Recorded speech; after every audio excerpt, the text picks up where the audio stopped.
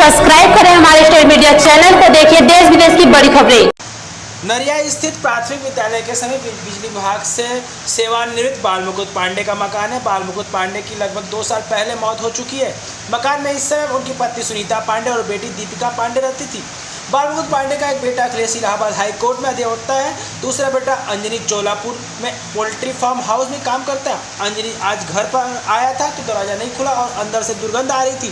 अंजनी नरिया पार्षद कंवर पटेल को सूचना दी। कंवर पटेल की सूचना पर पुलिस आई।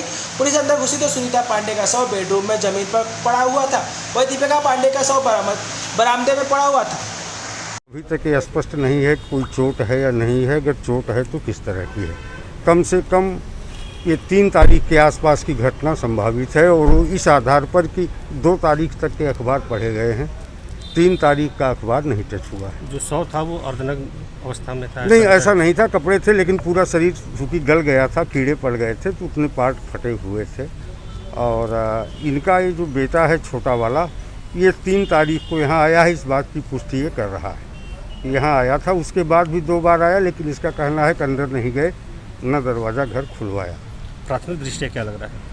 अब प्रथम दृष्टया अगर पोस्टमार्टम रिपोर्ट में आता है कि हत्या है तो शक की सुई निश्चित तौर पर एक प्रॉपर्टी विवाद बेटे और माँ के बीच में चल रहा था और बहुत ही दोनों के बीच में जो संबंध थे वो बहुत ख़राब थे। तो एक एंगल हो सकता है और आपराधिक एंगल भी कोई निकल सकता है। बेटे से?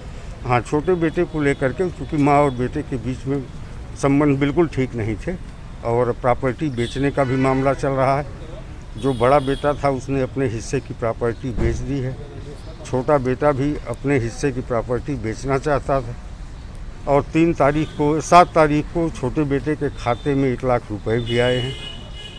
और अब हम तमाम बिंदुओं पर जांच कर रहे हैं और बहुत सी एक और स्थानीय लोगों का ये भी कहना है कि लगातार चौकी इंचार्ज को इसकी इन्फॉर्मेशन दी जा रही थी बड़े बेटे के द्वारा, लेकिन वो अंदर जाकर देखने की हिमायत नहीं की कि आखिर हुआ क्या है। अब अगर ऐसी कोई बात है, फिलहाल जो हम लोगों को जानकारी नहीं है, तो उस बिंदु पर भी गहराई से जांच करेंगे। अगर दोषी पाए जाते हैं तो उनके विरुद्ध कार्रवाई होगी।